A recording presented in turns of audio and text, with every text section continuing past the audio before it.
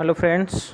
आज मैं आपके लिए एक नया लेक्चर लेके आया हूँ। वो है मटेरियल टेक्नोलॉजी का यूनिट 1, जिसमें हम सॉलिडिफिकेशन ऑफ मेटल के बारे में पढ़ेंगे। सॉलिडिफिकेशन ऑफ मेटल में आज हम डिस्कस करने वाले हैं क्रिस्टलाइजेशन के बारे में, फिर सॉलिड के कितने टाइप होते हैं according to arrangement, then crystallography में बहुत सारे टर्म्स होते हैं, फिर उसके बाद क्रिस्टल सिस्टम के बारे में। तो सबसे फर्स्ट टॉपिक पे आते हैं, वो है क्रिस्टलाइजेशन। क्रिस्टलाइजेशन ऐसा प्रोसेस है जिसके थ्रू किसी भी सॉलिड का फॉर्मेशन होता है और उस सॉलिड में उसके जो एटम्स होते हैं वो प्रॉपरली एक प्रॉपर फैशन में अरेंज हो जाते हैं। कभी कभी ऐसा भी होता है कि गैस से डायरेक्टली सॉलिड का फॉर्मेशन होता है। तो जब ये गैस से डायरेक्टली सॉलिड का फॉर्मेशन होता है तो उसे हम कहते हैं प्रिसिपिटेशन। और ये जो रिजल्टिंग क्रिस्टल है ये काफ़ी कुछ डिपेंड करता है टेम्परेचर पे, एयर प्रेशर पे, और जो लिक्विड क्रिस्टल है वो किस तरीके का है, फिर फ्लूइड इवेपोरेशन का टाइम कितना है, इन सारी चीज़ों पे ये क्रिस्टलाइजेशन डिपेंड करता है। तो फिर से मैं रिपीट कर दे रहा हूँ कि क्रिस्टलाइजेशन एक ऐसा प्रोसेस है जिसके थ्रू सॉलिड का फॉर्मेशन होता है और उसके एटम्स जो होते हैं वो प्रॉपरली एक प्रॉपर ऑर्डर में अरेंज हो जाते हैं। तो ये तो क्रिस्टलाइजेशन के बारे में हो गया। अब हम सेकेंड आते हैं सॉलिड, कि सॉलिड कितने टाइप का होता है। तो सॉलिड जो है according to arrangement of atoms ये दो तरीके के होते हैं। पहला होता है क्रिस्टलाइन सॉलिड और दूसरा होता है एमॉर्फस सॉलिड। अब सबसे पहली बात आती है क्रिस्टलाइन सॉलिड के बारे में। तो क्रिस्टलाइन सॉलिड ऐसा सॉलिड है जिसमें जो उसके कंस्टिट्यूएंट एटम्स होते हैं वो उसके एटम्स जो होते हैं एक प्रॉपर वे में अरेंज्ड होते हैं। और बात करें हम इसके एमॉर्फस के बारे में, तो एमॉर्फस आपका वैसा उस तरीके का सॉलिड है जिसमें उसके एटम्स जो होते हैं प्रॉपर वे में अरेंज्ड नहीं होते हैं।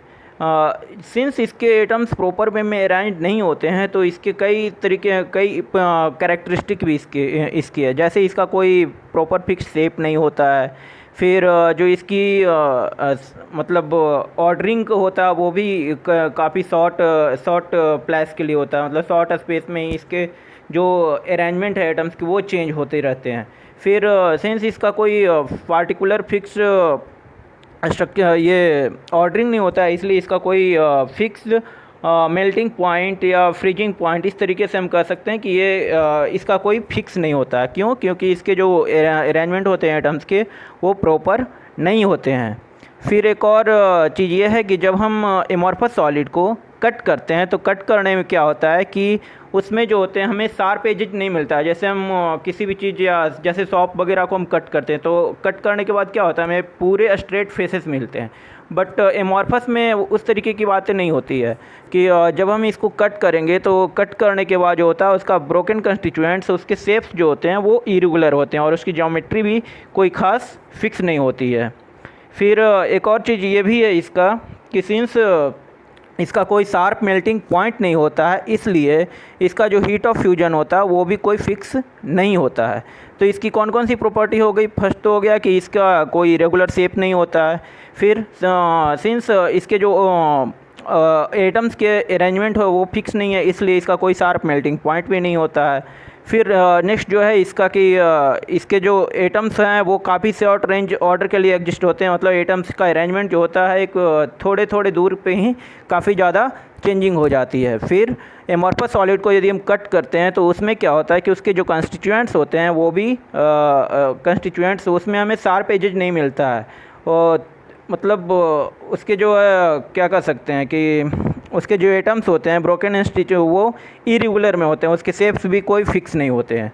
और नेक्स्ट इसका ये बताया मैंने कि सिंस इसका कोई शार्प मेल्टिंग पॉइंट नहीं होता इसलिए इसका हीट ऑफ फ्यूजन भी फिक्स नहीं होता है।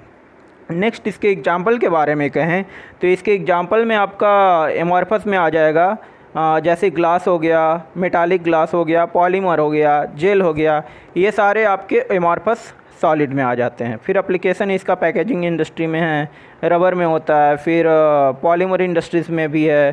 तो इस तरीके से ये सारे इसके एप्लीकेशन हैं। और नेक्स्ट आते हैं यदि हम क्रिस्टलाइन सॉलिड की कैरेक्टरिस्टिक के बारे में, तो सिंस इसके जो एटम्स होते हैं वो प्रॉपर वे में अरेंज्ड होते हैं सो इसलिए इसका जो मेल्टिंग पॉइंट होता है फिक्स होता है। और नेक्स्ट जो इसका है कि यदि हम क्रिस्टलाइन सॉलिड को कट करना चाहें तो कट करने के बाद क्या है कि इसका जो इसमें जो एजेज हमें मिलते हैं वो काफ़ी शार्प एजेज मिलते हैं। और एक और कैरेक्टरिस्टिक इसका ये है कि सिंस इसका जो मेल्टिंग पॉइंट है वो फिक्स होता है, इसलिए इसका हीट ऑफ फ्यूजन भी है वो भी हमारा डिफिनिट होता है। फिर इसके ये जो इसका नेचर जो होता है वो एनिसोट्रॉपिक होता है, मतलब हर डायरेक्शन में इसकी प्रॉपर्टीज जो होती है वो चेंज होती रहती है। तो ये हमारा हो गया क्रिस्टलाइन सॉलिड के बारे में और एमॉर्फस सॉलिड के बारे में। और बात करें इसके एप्लीकेशन क्रिस्टलाइन सॉलिड के एप्लीकेशन के बारे में, तो इसका यूज जो होता है मेनली आपको वॉच हो गया, क्लॉक हो गया, इन सभी के मैन्युफैक्चरिंग में यूज होती है। फिर ज्वेलरी वगैरह जैसे डायमंड हमारा है वो क्रिस्टलाइन सॉलिड में आता है, तो डायमंड का यूज हमारे ज्वेलरी बनाने में यूज होता है। तो इस तरीके से ये क्रिस्टलाइन सॉलिड का एप्लीकेशन हो गया। नेक्स्ट आते हैं हम बॉन्डिंग के बारे में। ये तो एमॉर्फस सॉलिड का पूरा डिस्क्रिप्शन लिखा हुआ है, तो ये आप पढ़ के देख सकते हो। नेक्स्ट जो है बॉन्डिंग है। तो बॉन्डिंग एक तरीके से हम कह सकते हैं कि विदाउट बॉन्डिंग कोई भी सॉलिड आपका एग्जिस्ट नहीं कर सकता है, क्योंकि सॉलिड जो होता है वो काफ़ी स्मॉल एटम से मिलके बने होते हैं, और वो एटम्स स्मॉल एटम्स एक दूसरे से प्रॉपरली बॉन्डेड होते हैं, एक दूसरे से इस तरीके से चिपके होते हैं कि उनको अलग करना थोड़ा बिना किसी एक्सटर्नल फोर्स के पॉसिबल नहीं हो पाता है। तो ये जो अट्रैक्शन है जिसके थ्रू एटम्स एक दूसरे से प्रॉपरली हेल्ड होते हैं, ये अट्रैक्शन ही एक तरीके का अट्रैक्शन जिस वजह से ये एक दूसरे से स्टिक्ड होते हैं, वो अट्रैक्टिव फोर्स ही हमारा क्या होता है, केमिकल बॉन्ड होता है। तो केमिकल बॉन्ड को हम डिफाइन करना चाहें तो ये है कि chemical bonds are the forces that hold atoms together to make compounds और मॉलिक्यूल्स। और ये भी मैंने कह दिया कि कोई भी सॉलिड जो भी है सॉलिड या कोई भी एटम मतलब मैटर है वो बिना बॉन्डिंग का एग्जिस्ट नहीं कर सकता है, क्योंकि उसका जो भी है मतलब कंस्ट्रक्शन या वो जैसे भी बनता है उसमें केमिकल बॉन्डिंग का काफ़ी ज़्यादा रोल होता है। विदाउट केमिकल बॉन्डिंग वो एग्जिस्ट ही नहीं कर सकता है, वो एक दूसरे से बिखर जाएंगे, मतलब एक दूसरे से स्टिक नहीं रहेंगे, एक साथ बंधे नहीं रहेंगे। तो ये एक तरीके का जो होता है वो केमिकल बॉन्ड होता है। अब केमिकल बॉन्ड का डिफरेंट टाइप्स के बारे में बात करें तो ये 3 तरीके का होता है। एक होता है कोवैलेंट बॉन्ड, दूसरा होता है आयोनिक बॉन्ड एंड थर्ड होता है मेटालिक बॉन्ड। सबसे पहले हम आते हैं केमिकल बॉन्ड के बारे में। तो केमिकल बॉन्ड कोवैलेंट बॉन्ड के बारे में। तो कोवैलेंट बॉन्ड जो होता है कोवैलेंट बॉन्ड जो है बॉन्डिंग का फर्स्ट टाइप होता है, जिसमें क्या होता है कि इलेक्ट्रॉन्स होते हैं, इलेक्ट्रॉन्स का क्या होता है, शेयरिंग होता है। और इलेक्ट्रॉन्स का शेयरिंग होता है तो शेयरिंग होने में क्या होता है, जो इंडिविजुअल एटम्स होते हैं वो अपने स्टेबल स्टेट में आते हैं। तो स्टेबल स्टेट में कैसे आएंगे, तो हमें पता है कि कोई भी जैसे कोई भी बॉन्ड स्टेबल तब होगा जब वो आइदर ऑक्टेट या डुप्लेट कंप्लीट करेगा, जो हम ऑलरेडी केमिस्ट्री में 12th में पढ़ चुके हैं। तो कोवैलेंट बॉन्ड को हम यदि डिफ़ाइन करना चाहें तो सबसे पहला तो इसका दूसरा नाम हम होमोपोलर बॉन्ड भी कहते हैं, और ये रिलेटिवली स्टेबल होता है। क्यों? क्योंकि इसका जो आउटर वैलेंस सेल है, आउटर वैलेंस सेल जब बॉन्ड क्रिएट करता है तो इसमें ये अपना ऑक्टेट कंप्लीट कर लेता है, और जब ऑक्टेट ये कंप्लीट कर लेता है तो ये काफ़ी स्टेबल हो जाता है। और एक तरीके से हम कहें कि इसमें जो इलेक्ट्रॉन्स का शेयरिंग होता है वो एटम्स के बीच में होते हैं, और जो क्या होता है कि हमें कोवैलेंट बॉन्ड बनाकर देता है। तो ये ऑक्टेट के बारे में बात किया जाए तो हाइड्रोजन को छोड़ के जो बाकी सारे एटम्स हैं वो अपने जो बाहरी उनका सेल है वैलेंस सेल, वो उसमें क्या करेंगे, अपना ऑक्टेट पूरा करेंगे। और इसका एग्जांपल हम कहना चाहें तो एग्जांपल आपका क्लोरीन जो Cl2 है वो आपको साफ दिख जाएगा। Cl2 में क्या होता है, क्लोरीन के बाहरी सेल में जो होता है इसके 2 बॉन्ड तो इधर और इधर और एक यहाँ पे होता है, और वैसे ही सिमिलर क्लोरीन का यहाँ पे करते हैं तो एक एटम यहाँ पे, 2 एटम यहाँ पे और 2 एटम इधर और 2 एटम इधर। तो इसके आउटर सेल में कितने हो रहे हैं, 7 हो रहे हैं। तो एक क्लोरीन जब दूसरे क्लोरीन से बॉन्ड बनाएगा तो ये ऑक्टेट पूरा करेगा, यहाँ पे ये ऑक्टेट पूरा करेंगे एक दूसरे से शेयर होने के बाद। तो एग्जांपल ये आपका हो गया कोवैलेंट बॉन्ड का सिंपल क्या, क्लोरीन, जिसमें आउटर सेल में कोई एक क्लोरीन के आउटर सेल में 7 इलेक्ट्रॉन हैं, दूसरे क्लोरीन के आउटर सेल में 7 इलेक्ट्रॉन्स हैं। तो जो इसका सबसे आउटर वाला सेल है जिसमें एक इलेक्ट्रॉन हो रहा, वो जब एक दूसरे को शेयरिंग करेंगे तो ये इससे क्या होगा, इसका ऑक्टेट पूरा होगा और इससे क्या होगा, कोवैलेंट बॉन्ड का क्रिएशन होगा। सेकेंड आते हैं हम एक और चीज़ कोवैलेंट बॉन्ड में हम ये कह सकते हैं कि कोवैलेंट बॉन्ड तभी फॉर्म होता है जब सेम इलेक्ट्रोनिगेटिविटी का एलिमेंट एक दूसरे से बॉन्ड बनाते हैं। मतलब कोवैलेंट बॉन्ड हमेशा जो है सिमिलर एटम्स के बीच ही क्रिएट होगा। नेक्स्ट हम आते हैं किसके, आयनिक बॉन्ड के बारे में। तो आयनिक बॉन्ड का दूसरा जो है नाम वो है आपका इलेक्ट्रोवैलेंट और हेट्रोपोलर बॉन्ड। इसका हेट्रोपोलर बॉन्ड नाम क्यों पड़ा, क्योंकि इसमें जो एटम्स के बीच में जो बॉन्डिंग होती है वो सिमिलर का नहीं होता है, इसमें डिफरेंट मेटल्स के बीच की बॉन्डिंग होती है। और इसमें एक और चीज़ हम ये कह सकते हैं, जो इसमें एटम्स का इलेक्ट्रोनिगेटिविटी है वो दोनों के बीच काफ़ी ज़्यादा डिफरेंस होता है। ठीक है, तो आयनिक बॉन्डिंग के बारे में भी ज़्यादा कुछ हमें बताने की, ये आपको ऑलरेडी 12th में पढ़ना रहता है। तो इसमें क्या होता है कि जैसा नाम से ही पता लग रहा है कि आयनिक बॉन्ड में कुछ न कुछ आयंस का रोल होता है। ठीक है, तो इसमें हम एक तरीके से कह सकते हैं कि इसमें जो होता है आयनिक बॉन्ड का दूसरा नाम हमने इलेक्ट्रोवैलेंट बॉन्ड भी कहा और हेट्रोपोलर बॉन्ड भी इसे कहते हैं। तो आयनिक बॉन्ड में हमेशा जब भी बॉन्डिंग होता है तो वो ट्रांसफ़र ऑफ आयंस की वजह से होता है। और ट्रांसफ़र ऑफ आयंस किस तरीके से होता है, जैसे हम कहें कि NaCl है, NaCl ये दोनों अलग अलग एलिमेंट है, एक है सोडियम और दूसरा है क्लोरीन। तो यहाँ पे हम जैसे NaCl की बात करें तो NaCl के आउटर सेल में एक इलेक्ट्रॉन होता है, NaCl के आउटर सेल में एक इलेक्ट्रॉन है। और क्लोरीन के आउटर सेल में कितने हैं टोटल, 7 इलेक्ट्रॉन है। तो यहाँ पे हम कह सकते हैं कि यदि सोडियम अपना एक इलेक्ट्रॉन जो वैलेंस सेल में इसका है वो यदि ट्रांसफ़र कर दे किसको, क्लोरीन को, तो क्या हो जाएगा, सोडियम अपना ऑक्टेट कंप्लीट कर लेगा। और एक इलेक्ट्रॉन यदि क्लोरीन को मिल जाता है तो ऑलरेडी इसके पास 7 है, तो 7 और एक सोडियम का आ गया इसके पास, तो ट्रांसफ़र होने से क्लोरीन के पास भी कितना हो गया, 8 हो गया। तो इस तरीके से हम कह सकते हैं कि ये दोनों अपना बॉन्ड क्रिएट कर लिए। कैसे, तो सोडियम एक इलेक्ट्रॉन अपना क्लोरीन को त्याग करके और क्लोरीन एक इलेक्ट्रॉन अपना ग्रहण करके, तो इस तरीके से दोनों का क्या हुआ, ऑक्टेट कंप्लीट हो गया। और ऑक्टेट दोनों का कंप्लीट हो गया और इस तरीके से हमारा जो है बॉन्डिंग बन गया किसका, ये कहाँ गया, ये आयनिक बॉन्ड का, सॉरी मैं कोवैलेंट बॉन्ड पे ही था जो भी स्लाइड मेरा था। तो यहाँ पे जैसा दिया हुआ आयनिक बॉन्ड के बारे में कि इसमें जो बॉन्डिंग होती है वो हमेशा लार्ज इलेक्ट्रॉन नेगेटिविटी डिफरेंस के बीच में होती है। और जो इसमें बैलेंस इलेक्ट्रॉन होता है उसमें बैलेंस इलेक्ट्रॉन का क्या होता है, दोनों एटम के बीच में ट्रांसफ़र होता है। तो ट्रांसफ़र होने से क्या होता है, वो एक दूसरे के ऑक्टेट अपना कंप्लीट करते हैं और इस तरीके से अपना बॉन्ड ये कंप्लीट करते हैं, बॉन्ड बनाते हैं। और इसमें एक चीज़ और ध्यान देना है कि जो इसमें बॉन्डिंग होती है वो हमेशा मेटल और नॉन मेटल के बीच होता है। और जो इसमें दो अपोजिट चार्ज आयंस जो होते हैं एक दूसरे से इंटरेक्ट करते हैं। तो यहाँ पे हम कह सकते हैं जब सोडियम अपना इलेक्ट्रॉन त्याग करेगा तो ये अपना ये इस पे जो है पॉजिटिव आयन आ जाएगा और क्लोरीन जब एक इलेक्ट्रॉन्स इसको चाहिए मतलब ग्रहण करना तो इसके ऊपर नेगेटिव चार्ज हो जाता है। जब यहाँ पे प्लस और नेगेटिव माइनस दोनों एक दूसरे के टुवार्ड्स अट्रैक्ट होंगे तो क्या होगा, आयनिक बॉन्ड का फॉर्मेशन होगा। तो ये हमारा हो गया आयनिक बॉन्ड के बारे में। और नेक्स्ट जो है वो है आपका मेटालिक बॉन्ड। सॉरी थोड़ा सा स्लाइड इसका आपका छिप रहा है।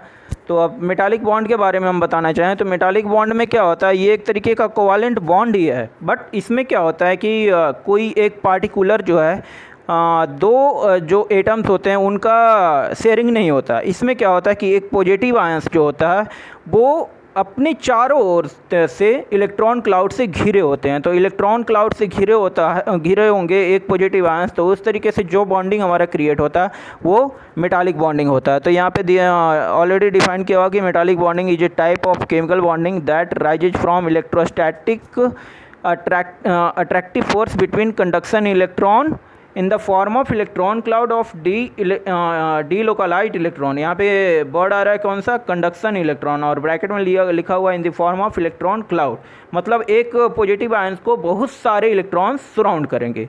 तो इस तरीके से जो शेयरिंग होगा और जो बॉन्ड हमारा बनेगा वो बॉन्ड हमारा क्या होगा, मेटालिक बॉन्ड हो जाएगा।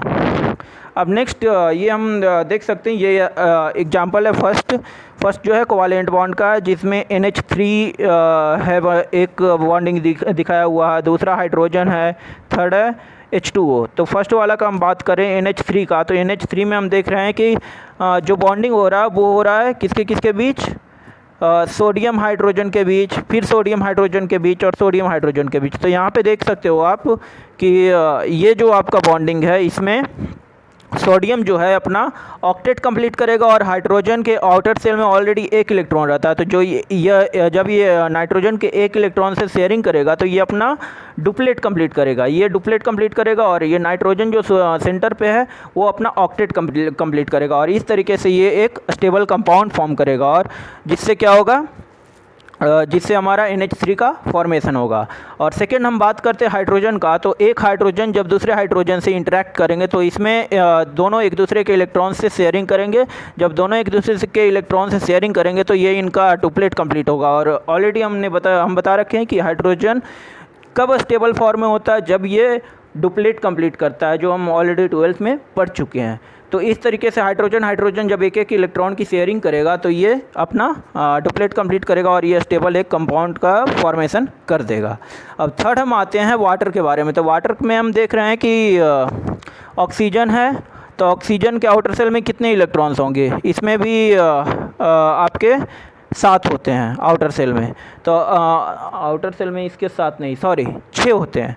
तो 6 होते हैं, तो इसको कितने इलेक्ट्रॉन्स का रिक्वायरमेंट है, ऑक्सीजन को 2 इलेक्ट्रॉन का रिक्वायरमेंट है, तो इसके आउटर सेल में 8 इलेक्ट्रॉन होंगे। और हाइड्रोजन का ऑलरेडी हमें पता है कि आउटर सेल में इसके एक इलेक्ट्रॉन होते हैं। तो जब ये ऑक्सीजन 2 हाइड्रोजन से शेयरिंग करेगा, तो दो हाइड्रोजन के आउटर सेल से जब ये इंटरेक्ट करेगा तो ऑक्सीजन के पास ऑलरेडी 6 है, जब ये ये 2 हाइड्रोजन से इंटरेक्ट करेगा तो इसको दो इलेक्ट्रॉन्स मिल जाएंगे, और ये क्या हो जाएगा, तो इसके आउटर सेल में 8 इलेक्ट्रॉन कंप्लीट हो जाएगा। तो 8 इलेक्ट्रॉन कंप्लीट होने से इसका ऑक्टेट कंप्लीट।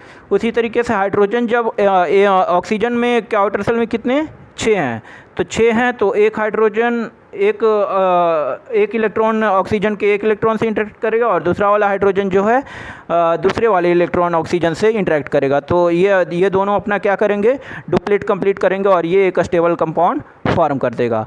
अब थर्ड हम आते हैं आयनिक बॉन्ड के बारे में। तो आयनिक बॉन्ड में क्या है कि इसमें हम क्या कह रहे हैं कि आपका जो होता है इलेक्ट्रॉन्स का ये इसमें शेयरिंग होता है। तो इलेक्ट्रॉन्स की शेयरिंग होती है, तो यहाँ पे आप देख सकते हो कि जो इसमें एग्जाम्पल में दिखाया वो है सोडियम क्लोराइड के बारे में। तो सोडियम क्लोराइड के बारे में हम कहना चाहें तो इसके आउटर सेल में हमारे कितना है इलेक्ट्रॉन्स, आउटर सेल में 1 इलेक्ट्रॉन होता है, सोडियम का 11 होता है। तो 2 1 वाले सेल में होगा, फिर सेकेंड वाले सेल में 8 और थर्ड वाले में 1। सोडियम का जो होता है टोटल नंबर होता है कितना इलेक्ट्रॉन्स का, 11 होता है। सोडियम का 11 एटॉमिक नंबर होता है। तो एटॉमिक नंबर होता है तो उसके अनुसार हम इलेक्ट्रॉन्स का करें तो फर्स्ट वाले सेल में 1s2 होता है, तो 1s2 में मतलब 2 इलेक्ट्रॉन, और सेकेंड वाले में 2s2 2p6, मतलब सेकेंड वाले ऑर्बिट में हमारा 8 इलेक्ट्रॉन हो गया। और जब 3s पे आएंगे तो 3s पे सिर्फ और सिर्फ 1 इलेक्ट्रॉन होगा, मतलब यहाँ पे 1 इलेक्ट्रॉन ज़्यादा है। और बात करें हम क्लोरीन का, तो क्लोरीन में कितने होते हैं, 17 होते हैं। 17 होते हैं, मतलब फर्स्ट वाले सेल में हमारा 2 इलेक्ट्रॉन्स, सेकेंड वाले में 8 और थर्ड वाले में कितने हो जाएंगे टोटल के, थर्ड वाले में हो जाएंगे 7, मतलब 1 इलेक्ट्रॉन्स की डिफिशियंसी है किसमें, क्लोरीन में, और सोडियम में 1 इलेक्ट्रॉन ज़्यादा है। तो जब हम सोडियम के 1 इलेक्ट्रॉन को हम क्लोरीन को ट्रांसफ़र कर देंगे और क्लोरीन जब 1 इलेक्ट्रॉन ग्रहण कर लेगा तो क्लोरीन का क्या हो जाएगा, 8 इलेक्ट्रॉन इसके आउटर सेल में कंप्लीट हो जाएंगे। और सोडियम का जब 3s वाला जो 1 इलेक्ट्रॉन है वो यदि दे देता है क्लोरीन को तो इसके 2 सेल बच जाएंगे और दूसरे सेल में ऑलरेडी इसका ऑक्टेट कंप्लीट है। तो इस तरीके से ये अपना कंपाउंड का फॉर्मेशन कर लेगा। और जब ये तो हमारा क्या होगा, आयनिक बॉन्ड का फॉर्मेशन होगा, जो एग्जांपल में जब 1 इलेक्ट्रॉन्स का शेयरिंग करेगा तो यहाँ पे हम सोडियम को रिप्रेजेंट कर सकते हैं Na+ से, और जब क्लोरीन 1 इलेक्ट्रॉन ग्रहण करेगा तो उसको हम रिप्रेजेंट कर सकते हैं Cl- से। थर्ड जो है वो है मेटालिक बॉन्ड। तो यहाँ पे हम देख सकते हैं कि एक पॉजिटिव, इसमें बहुत सारे पॉजिटिव आयंस है जो जिनके चारों तरफ क्या है, निगेटिव इलेक्ट्रॉन्स घिरे हुए हैं। मतलब यहाँ पे निगेटिव, यहाँ पे निगेटिव, यहाँ पे निगेटिव, इसके निगेटिव, इधर निगेटिव, इधर निगेटिव, हर तरफ से ये निगेटिव इलेक्ट्रॉन से क्या है, सराउंडेड हैं। तो इस तरीके का यदि हमें कहीं पे बॉन्डिंग मिलता है तो वो बॉन्डिंग कौन सा हो जाता है, ये जो बॉन्डिंग होता है ये होता है आपका मेटालिक बॉन्डिंग। तो हम कहाँ क्या क्या कंप्लीट कर लिए, क्रिस्टलाइजेशन हमारा हो गया कंप्लीट, देन सॉलिड भी हमारा कंप्लीट हो गया। दो तरीके का सॉलिड हमने बता दिया, क्रिस्टलाइन सॉलिड और एमॉर्फस सॉलिड, और दोनों का डिफरेंस भी बता दिया, कैरेक्टरिस्टिक भी मैंने बता दिया, और एप्लीकेशन भी क्या होते हैं। और उसके बाद बॉन्डिंग भी बता दिया, बॉन्डिंग 3 तरीके का हो गया, आयनिक, कोवैलेंट और मेटालिक बॉन्डिंग, उसका डिफिनेशन भी बता दिया और एग्जाम्पल से आपको मैंने समझा भी दिया। नेक्स्ट आते हैं हम क्रिस्टलोग्राफी के बारे में। तो क्रिस्टलोग्राफी क्या होता है, जैसे कोई भी आपका जो है स्ट्रक्चर होता है, या हम इसको कह सकते हैं कि किसी भी एटम का अरेंजमेंट हमें जानना है या उसका शेप जानना है, तो वो उसका शेप वगैरह डिटरमाइन करने के लिए जिस चीज़ की हमें रिक्वायरमेंट पड़ेगी या जिस चीज़ के बारे में हमें स्टडी करना है, वो स्टडी हमारा क्या कहलाएगा, क्रिस्टलोग्राफी। क्रिस्टलोग्राफी ऑलरेडी 2 वर्ड से मिल के बना हुआ, क्रिस्टलो प्लस ग्राफी, मतलब क्रिस्टल के बारे में,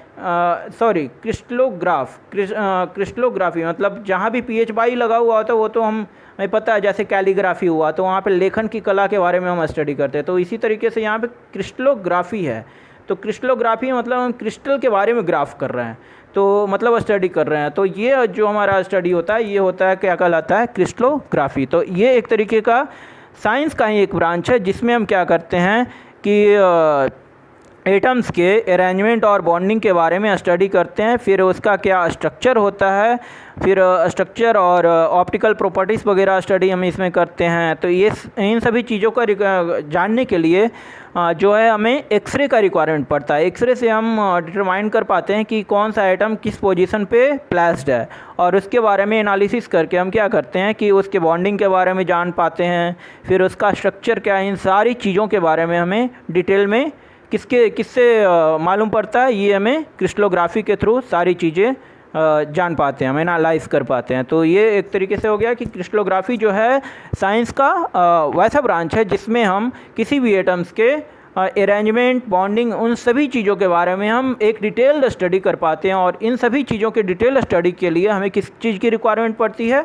तो इसमें हमें रिक्वायरमेंट पड़ता है एक्सरे डिफ्रैक्शन का। और उससे हम क्या करते हैं, किसी भी एटम्स का कहाँ पे क्या पोजीशन है, क्या जो है एटम्स का स्ट्रक्चर है, इन सभी चीज़ों के बारे में हम डिटेल में पढ़ पाते हैं, वो किससे, क्रिस्टलोग्राफी के थ्रू। अब क्रिस्टलोग्राफी का नेक्स्ट जो चीज़ है वो है आपका कि क्रिस्टलोग्राफी हमें पढ़ने के लिए किन किन मेन चीज़ों का रिक्वायरमेंट पड़ता है। तो इसमें सबसे पहला जो बात आता है वो आता है क्रिस्टल। तो यदि आपके पास क्रिस्टल नहीं होगा तो उसके बारे में स्टडी नहीं कर पाओगे। और क्रिस्टल होता क्या है, तो एक तरीके से ये सॉलिड ही होता है, जिसमें क्या होता है, इसके कॉन्स्टिट्यूएंट्स एटम्स जो होते हैं वो पार्टिकुलर वे में अरेंज होते हैं। मतलब क्रिस्टल जो है एक तरीके का सॉलिड है, वो कॉन्स्टिट्यूएंट्स एटम्स और molecules are arranged in a proper in a systematic geometric pattern.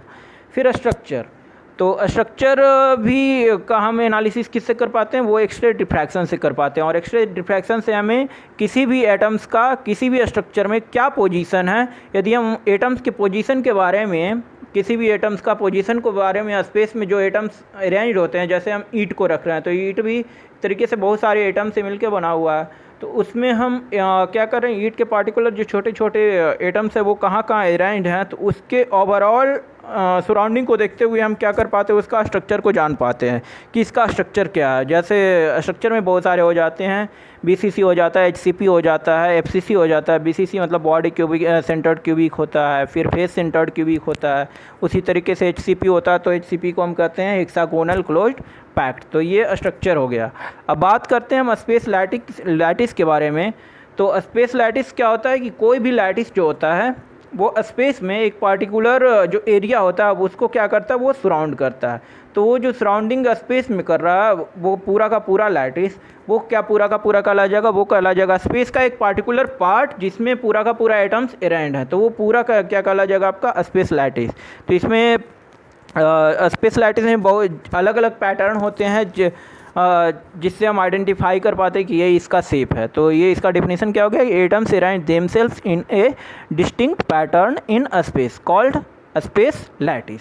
Next आते हैं हम यूनिट सेल के बारे में। तो जैसे हम देख सकते हैं कि जब घर वगैरह बनता है या ईंट को समझ लो कि घर बनाने से पहले हम ईंट का एक जगह से प्लेसिंग करते हैं, तो एटम का प्लेसिंग करते हैं, तो एक ईंट को दूसरे ईंट के ऊपर उसी तरीके से उसका एक्स एक्सिस के डायरेक्शन में, फिर वाई एक्सिस के डायरेक्शन में, जेड एक्सिस के डायरेक्शन में हम प्रॉपर लेयर बनाते हैं। तो प्रॉपर लेयर बनने से वो किस तरीके का दिखने लगता है, वो एक तरीके से रेक्टेंगुलर शेप में दिखने लगता है, रेक्टेंगुलर या क्यूब हम कह सकते हैं। तो या आइदर ये रेक्टेंगुलर शेप में जैसे ले रहा, तो हम कंसीडर करें एक ईंट को, तो एक ईंट का शेप और पूरे ईंट का जो ढेर लगा हुआ, उन दोनों का शेप जो है वो क्या होता है आपका, सेम होता है। तो यूनिट सेल को हम डिफाइन कर सकते हैं कि ये पूरा का पूरा ग्रुप का एक स्मॉलेस्ट इंडिविजुअल एटम्स है जिसका शेप ओवरऑल जो ईंट का शेप है उन दोनों के बीच का जो शेप है वो दोनों शेप क्या है, सेम है। तो इस तरीके से हम डिफाइन करना चाहिए यूनिट सेल को। तो यूनिट सेल जो है smallest group of atoms possessing the symmetry of crystal, मतलब क्रिस्टल का जो स्ट्रक्चर होगा वही स्ट्रक्चर किसका होगा, यूनिट सेल का होगा। और यूनिट सेल हमेशा एक स्मॉलेस्ट ग्रुप होता है, इंडिविजुअल स्मॉलेस्ट यूनिट्स होता है जिसका क्या होता है, शेप क्रिस्टल के शेप से काफ़ी कुछ मिलता जुलता मतलब एग्जैक्ट शेप ही होता है, just replica of crystal.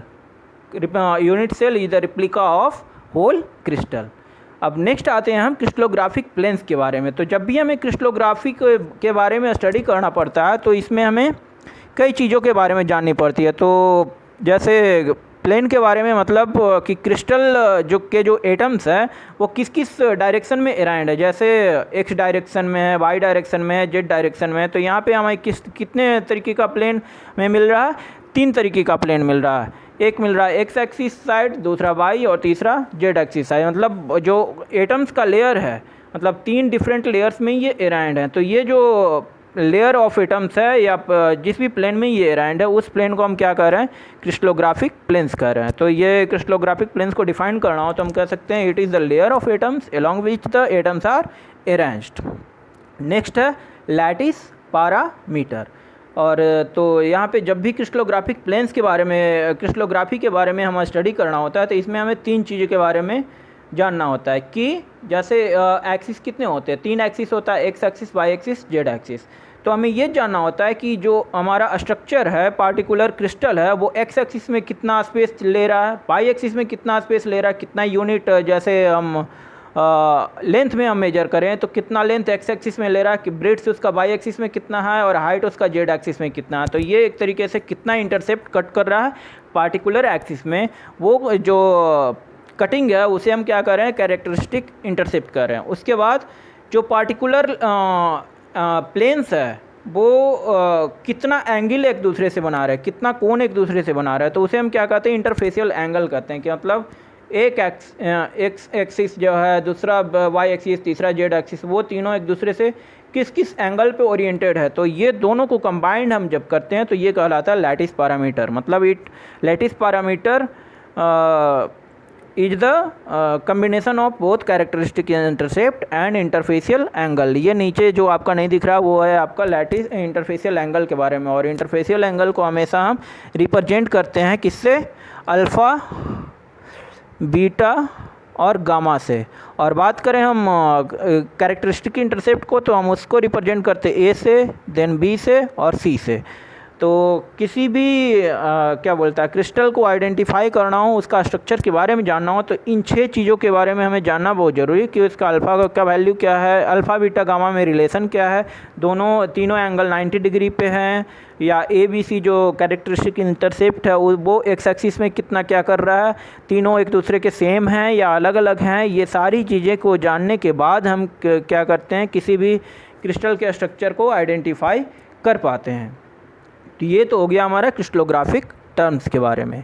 Next आते हैं हम क्रिस्टल सिस्टम के बारे में। तो क्रिस्टल सिस्टम जो है वो एक तरीके का नोटेशन है जिसके बारे में जिससे हम क्या करते हैं, किसी भी क्रिस्टल स्ट्रक्चर को आइडेंटिफाई कर पाते हैं। और इसको आइडेंटिफाई करने के लिए हमें दो चीज़ों का रिक्वायरमेंट पड़ता है, एक पड़ता है कैरेक्टरिस्टिक इंटरसेप्ट का और दूसरा इंटरफेशियल एंगल का। जो हम लास्ट में पढ़े कैरेक्टरिस्टिक इंटरसेप्ट वो नथिंग बट एज लेंथ है, मतलब कि हमें एक तरीके से हम ये कह सकते हैं कि ए बी सी फिर अल्फ़ा बीटा और गामा, इन 6 चीज़ों के बारे जानने के बाद ही हम किसी भी क्रिस्टल का स्ट्रक्चर को आइडेंटिफाई कर पाएंगे। और इन सारी चीज़ों को आइडेंटिफाई करने के लिए हमें जिस सिस्टम का रिक्वायरमेंट पड़ता है वो सिस्टम जो होता है वो क्रिस्टल सिस्टम होता है।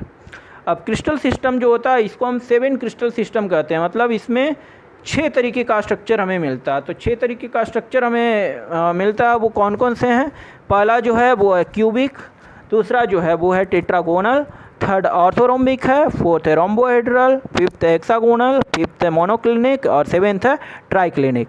अब हम इसके कैरेक्टरिस्टिक इंटरसेप्ट और एंगल्स के बारे में बात करें तो क्यूबिक में क्या होता है, इसके तीनों साइड जो होते हैं, तीनों एज जो होते हैं वो सेम लेंथ के होते हैं और जो तीनों इसका फेसेस होता है उनके बीच का एंगल जिससे हम रिप्रेजेंट करते हैं अल्फ़ा बीटा और गामा से, वो तीनों जो होते हैं एक दूसरे से 90 डिग्री का एंगल फॉर्म करते हैं।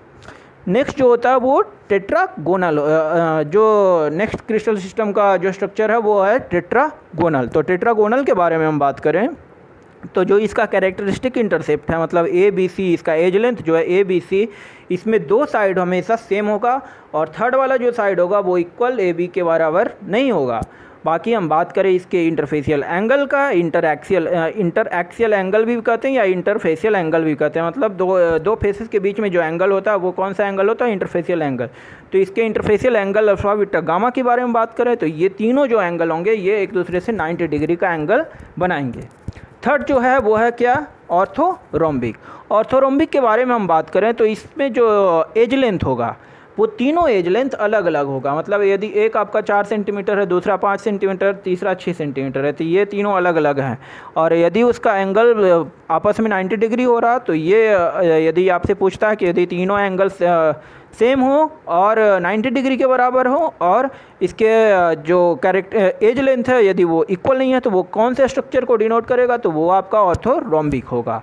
नेक्स्ट करें हम बात रोम्बोहेड्रल का। तो रोम्बोहेड्रल में क्या होता है कि इसके जो एज लेंथ होते हैं वो एज लेंथ आपका तीनों साइड, मतलब लेंथ ब्रेड्थ और हाइट तीनों इसका सेम होगा। बट यदि हम बात करेंगे इसका एंगल का, मतलब इंटरएक्सियल एंगल के बारे में, तो ये तीनों जो एंगल होंगे इक्वल तो होंगे पर 90 डिग्री के बराबर नहीं होगा।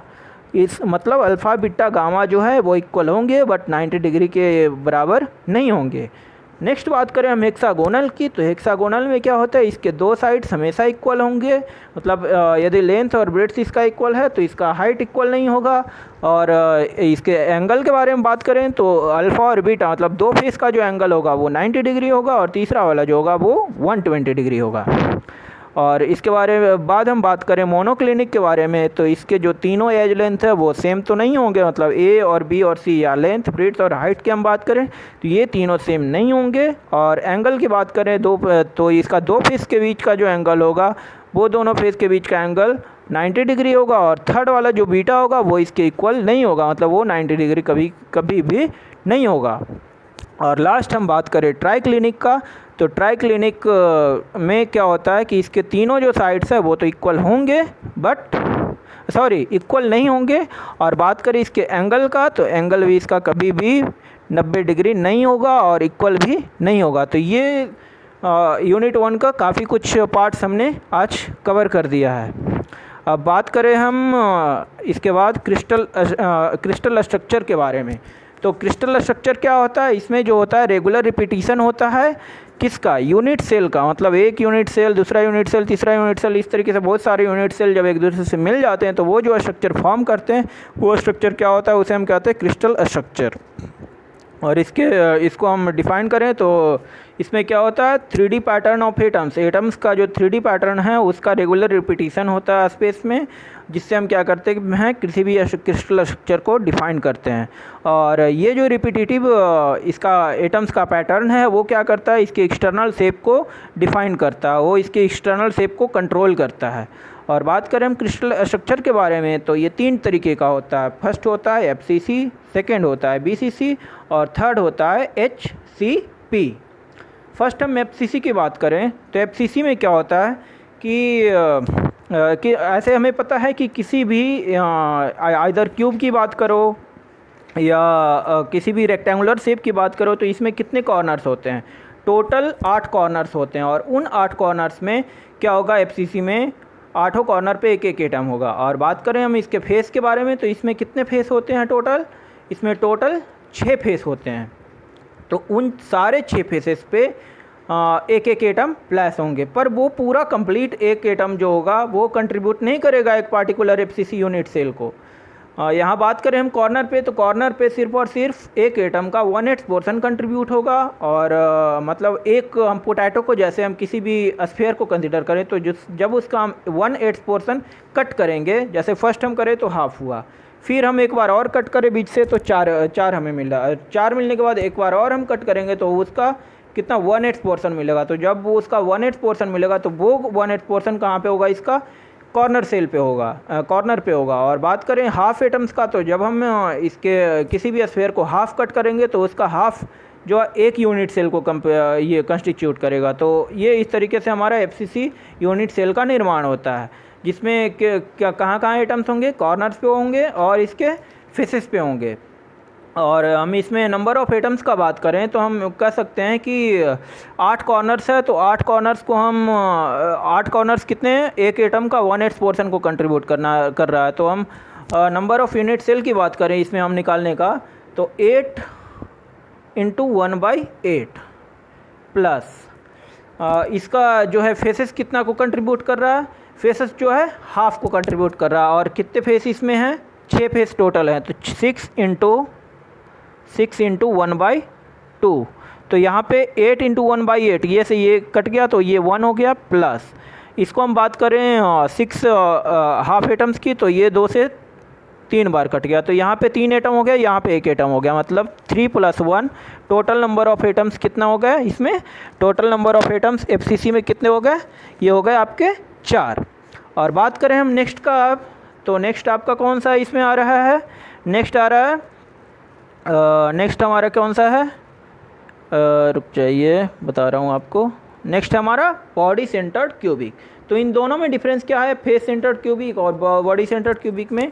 तो बॉडी सेंटर्ड क्यूबिक में भी आपका 8 कॉर्नर्स पे एटम्स होंगे और इसके जो अंदर वाला पोर्शन है, अंदर का जो स्पेस होगा उसमें एक होल एटम्स सिचुएटेड होगा। तो हम इसमें कहाँ एटम्स हो गया, प्लेसिंग की बात करें तो 8 कॉर्नर्स पे एक एक एटम्स होंगे और इसके अंदर वाले स्पेस में एक पूरा होल एटम सिचुएटेड होगा। और बात करें हम नंबर ऑफ़ एटम्स की तो ऑलरेडी जैसे जिस तरीके से FCC में क्या हो रहा था कि कॉर्नर वाला जो है वो एक एटम का 1/8 पोर्शन को कंट्रीब्यूट कर रहा है, तो 8 कॉर्नर्स हैं। तो नंबर ऑफ़ एटम्स की हम बात करें तो 8 × 1/8 प्लस एक आपका जो ओवरऑल एटम है वो इसके सेंटर पे है तो ये 1 हो गया। तो 8 को ये 8 से हम कट कर दिए तो ये एक एटम हो गया, प्लस इसके सेंटर में एक एटम है। तो टोटल नंबर ऑफ़ एटम्स कितने इसके हो गए, 2।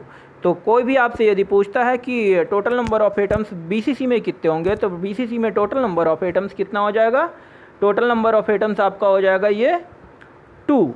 अब बात करें हम थर्ड किसके बारे में, HCP के बारे में। तो HCP में का स्ट्रक्चर तो कुछ इस तरीके से होता है जिसका बॉटम पोर्शन और टॉप पोर्शन ये दोनों क्या होते हैं, एक हेक्सागोन के फॉर्म में होते हैं और हेक्सागोन के फॉर्म में होते हैं। तो इसमें हम बात करें तो टोटल नंबर कॉर्नर्स कितने हैं, टोटल कॉर्नर्स इसमें हो गए 12।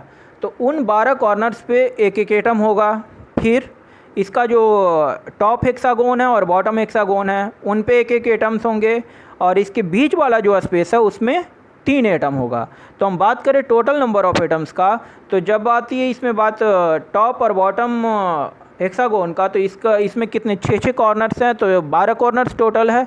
और एक कॉर्नर जो है एक एटम का 1/6 पोर्शन कंट्रीब्यूट करेगा। कितना? 1/6।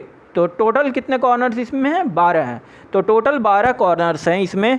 तो 12 को हम यदि ये बात करें 12 कॉर्नर्स की, तो 12 जो है कितने को कंट्रीब्यूट कर रहा है? 1/6 को कंट्रीब्यूट कर रहा है। प्लस इसमें जो है बात करें हम फेस एटम्स का, तो फेस एटम्स पे कितने कितने हैं आपके? फेस एटम्स पे एक नीचे में है और एक आपका टॉप में है। तो टोटल आपका कितना यहाँ पे हो रहा है?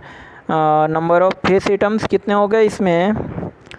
जैसे टॉप वाला आपका हाफ को कंट्रीब्यूट कर रहा है और बॉटम वाला कितना को कर रहा है? हाफ को कर रहा है। तो 2 फेस एटम्स, तो 2 × 1/2 प्लस बीच वाले स्पेस में इसकी कितने हैं? 3 है। तो 12 × 1/6, इसको कट करें तो 2 यहाँ पे आ गया और ये 2 2 1 कट गया, तो कितना इतना हो गया? 2 + 1 + 3। तो टोटल नंबर ऑफ एटम्स इसमें कितने हो गए?